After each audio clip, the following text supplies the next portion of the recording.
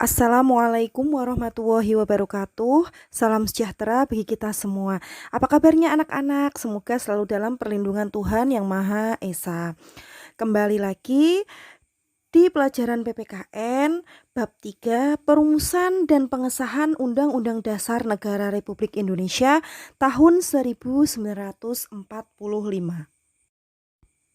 Setiap bangsa atau negara yang telah merdeka pasti akan merumuskan sebuah konstitusi.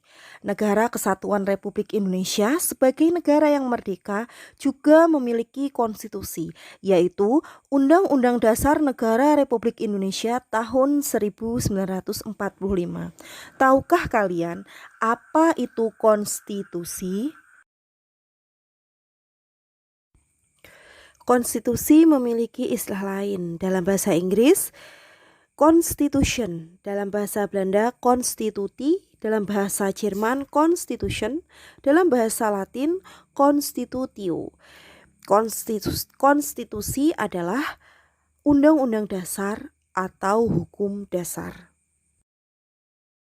Konstitusi terbagi menjadi dua, yaitu konstitusi tertulis dan konstitusi tidak tertulis. Konstitusi tertulis adalah aturan-aturan pokok dasar negara dan tata negara yang mengatur kehidupan satu bangsa di dalam persekutuan hukum negara. Konstitusi tertulis di Indonesia adalah Undang-Undang Dasar Negara Republik Indonesia tahun 1945. Yang kedua adalah konstitusi tidak tertulis atau disebut juga konvensi, yaitu kebiasaan ketatanegaraan yang sering timbul dalam sebuah negara. Contoh konvensi di Indonesia antara lain pengambilan keputusan di MPR, pidato presiden setiap tanggal 16 Agustus 1945 di depan sidang paripurna DPR. Setelah menyelesaikan sidang pertama, BPUPKI mengadakan sidang yang kedua pada tanggal 10 sampai 17 Juli 1945. Dalam sidang tersebut dibahas beberapa hal yang menyangkut kelengkapan persiapan kemerdekaan Indonesia, antara lain bentuk negara dan rancangan undang-undang dasar. Berikut ini adalah proses-proses perumusan Undang-Undang Dasar Negara Republik Indonesia tahun 1945. Naskah Undang-Undang Dasar 1945 pertama kali dipersiapkan oleh BPUPKI. Dalam masa persidangan kedua BPUPKI, dibentuk Panitia Hukum Dasar dengan anggota 19 orang yang diketuai oleh Insinyur Soekarno.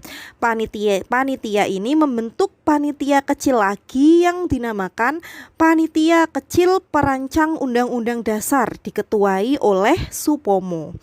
Tanggal 13 Juli 1945, Panitia Kecil Perancang Undang-Undang Dasar berhasil membahas beberapa hal dan menyepakati antara lain ketentuan tentang lambang negara, negara kesatuan, sebutan Majelis Permusyawaratan Rakyat, dan membentuk panitia penghalus bahasa.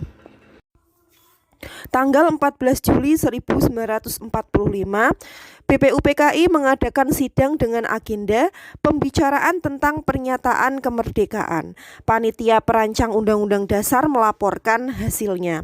Pasal-pasal dari Perancangan Undang-Undang Dasar berjumlah 42 pasal. Dari 42 pasal tersebut, ada 5 pasal masuk tentang aturan peralihan dengan keadaan perang, serta 1 pasal mengenai aturan tambahan. Tanggal 15 Juli 1945 dilanjutkan dengan acara pembahasan rancangan Undang-Undang Dasar.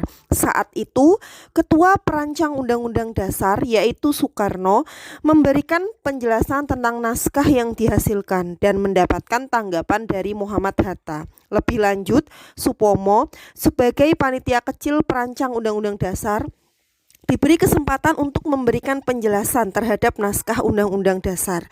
Penjelasan dari Supomo antara lain menjelaskan betapa pentingnya memahami proses penyusunan Undang-Undang Dasar.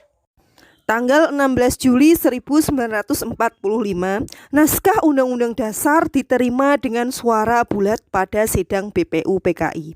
Selain itu, diterima usul-usul dari Panitia Keuangan dan Panitia Pembelaan Tanah Air. Dengan demikian, selesailah tugas Panitia BPUPKI.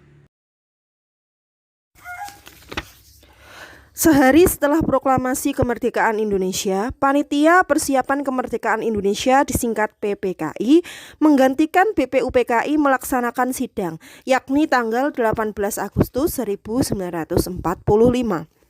Dalam persidangan PPKI tanggal 18 Agustus 1945, dihasilkan keputusan sebagai berikut. Yang pertama, mengesahkan Dasar Negara dan Undang-Undang Dasar 1945.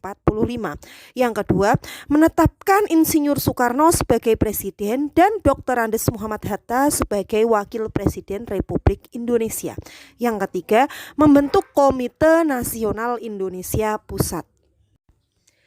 Dari materi yang telah kita pelajari bersama, kesimpulannya adalah BPUPKI berperan penting dalam proses perumusan Undang-Undang Dasar Negara dengan membentuk Panitia Perancang Undang-Undang Dasar.